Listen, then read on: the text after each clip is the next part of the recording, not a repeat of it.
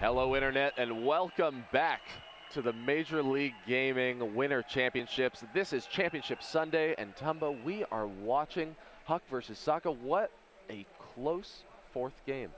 Unbelievable. Literally down to a few swipes of the DT blade, if you will. Just a little closer. We actually, after poking around a little bit longer, that second assimilator was almost finished. So really EGHuk was admittedly pretty behind in the race, but I wish we would have seen more use out of those probes. Probes actually do a significant amount of damage, especially when you have 10 of them. But, oh well, clearly, I mean, Socke was just one step ahead. He had more money when the base trade started. He kept his money. He used it for making other buildings instead of making additional units. So when EGHuk invested in the other units, that meant that because they were invisible, Socke actually just used his DTs to kill that advantage. Absolutely, and in a base race situation like that, that's what you want. An economy to be able to stall for time while your DTs can go ahead and destroy the buildings. And so this game is going to be on Tal'Darim Altar. And here we are up in the upper right-hand corner of the map. We have Socke playing from Team Alternate Attacks as the blue Protoss, and down here across the map, his opponent playing as the red Protoss, Evil Genius's EGHuk. So cross spawns on the biggest map, and this would have been EGHuk's choice on a map selection. So I guess you can call that caddy corner or kitty corner, if you will.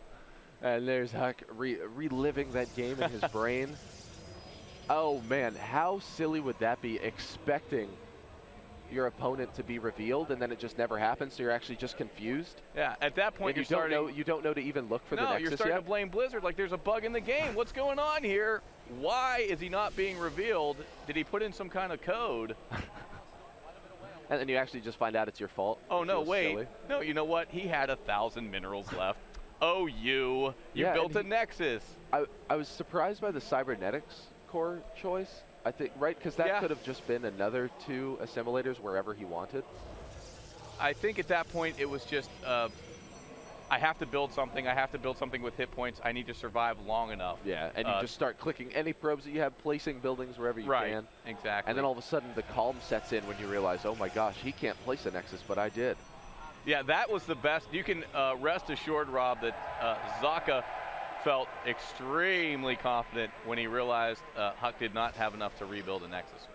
I mean, that was literally so close. It came down to just the balance between the fact of army size versus time and DTs. So the fact that he was there was no detection, and essentially, as you said, used the DTs to negate the army size of EGHuk, holding those valuable minerals to stall for time as he destroyed the buildings. And that game I will reference for a long time.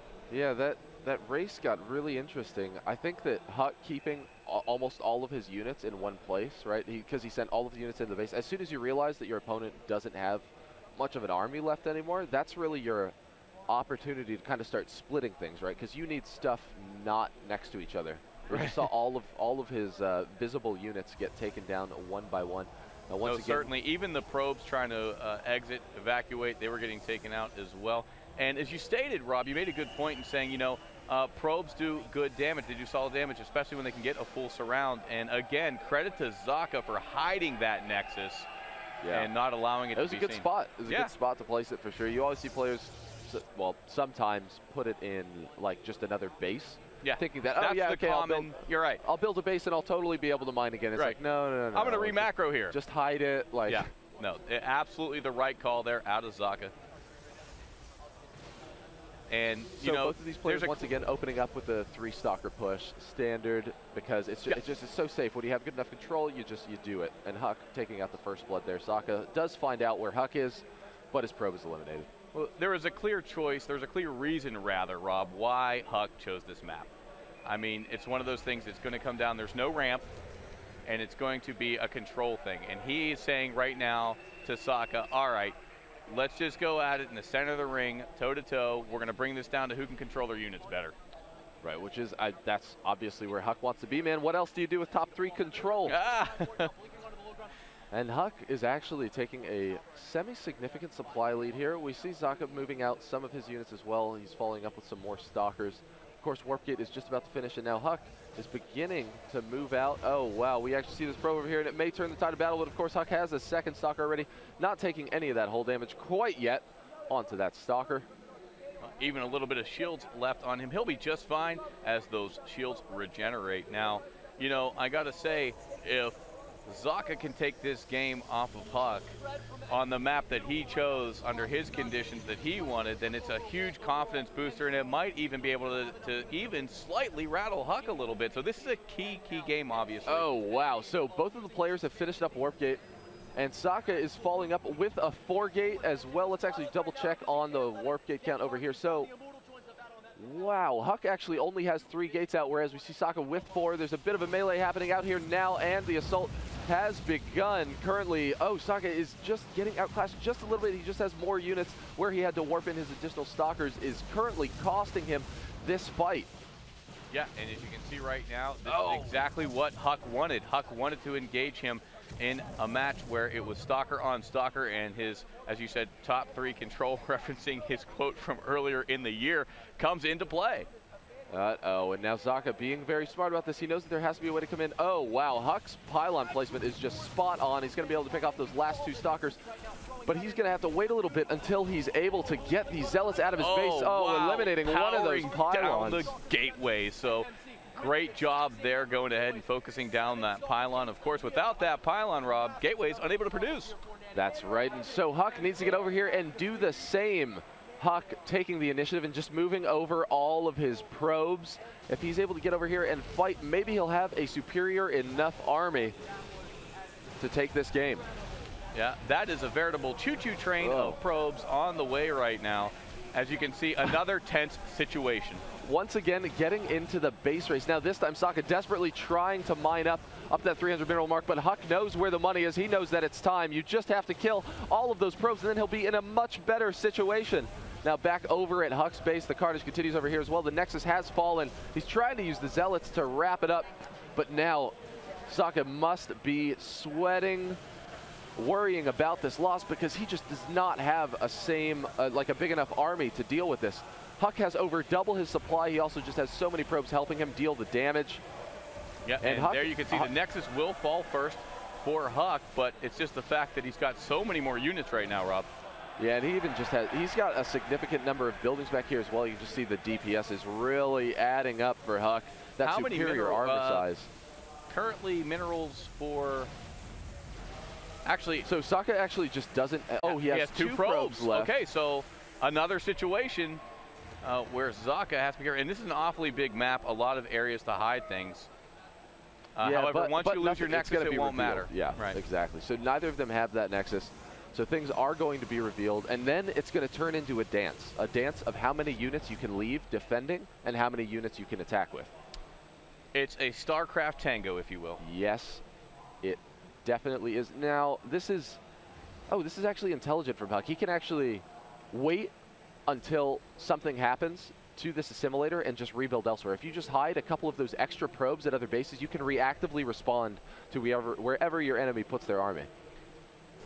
Yeah, so very, very tense situation, as you can see right now. Yeah, and Socke knows that assimilator is all that remains. And really all he has is this pylon over here, and this one down the left corner. Now we see Huck moving in for what could be the kill. Okay, Socke knows exactly where the army of Huck is, as he just tagged up at that Xel'Naga. He does, but Sokke's done a great job too. He's also hidden another probe down here. This is ridiculous. Maybe what Huck needs to do is bait Socke into putting his army into a bad place so that he can just kill it. Right, and because the money advantage is actually pretty significant. 4 assimilators compared to only being able to build 2 can turn into a big problem. Well, again, we're seeing the same thing. It's units versus time, essentially. Whereas, can Socke buy enough time here to go ahead and make something happen? But all of those probes, as you said earlier, doing so much damage in this game, really proving useful. Socke firing down on that assimilator. Oh, 2 of the Zealots were caught, so that's very important. He got in there and killed 2 of those. Now there's only 2 Zealots and 4 Stalkers remain for Socke's army. Oh, man. So this will be a pretty dangerous stalemate. No, that is for sure. Socke, because really Huck can just send a couple of units up to start eliminate the buildings one by one. Now Socke has a lot of money left. He still has only one probe though, and that probe is starting to run away. Did he see it? He controlled the Xel'Naga watchtower for just a split second, but he has not reacted quite yet. Does he have a unit near where that assimilator is built? He does, so HUK almost... HUK is going to see where it starts building regardless. And now we have all of those probes just damaging the Stalkers one by one, getting in a bit of a surround. All he really needs is to have those probes there, and there's no way that they're going to out-damage that assimilator. Right. He's going to try to kite around and deal all the damage that he can, but of course HUK making a wall with his probes, and if he's able to kill these Stalkers, this will be the end of the game. And it looks like he will get the full surround, so there is the GG out of Socke. Wow, so there it goes. HUK able to finally seal the deal in another very tense base race scenario. It was, but once again, you know, HUK, no stranger to tight races, so very comfortable in his element, but take nothing away again from Socke, who's had a great run throughout the tournament and really proving that he is improving his own play throughout the year and has what it takes to be super competitive. And, you know, HUK, though, it's one of those things, again, no big surprise. The big favorite in this matchup already, coming in and proving once again that he is a phenomenal PvP player, definitely one of the best in the world. Yeah, and we'll see if he's going to be able to continue his dominance. Man, that 4-1 was just so sick. I'm going to be stuck on it for the rest of the day. So, ladies and gentlemen, we are going to go to a break, and when we come back, there's going to be more matches. That's really hard to read the right name. I would love to tell you what EGHuk is going to be playing next. Did you see it? Yeah, I'm not sure, but I think we're going to go to a video of HUK. Oh, yes. Wonderful. So stay tuned for that.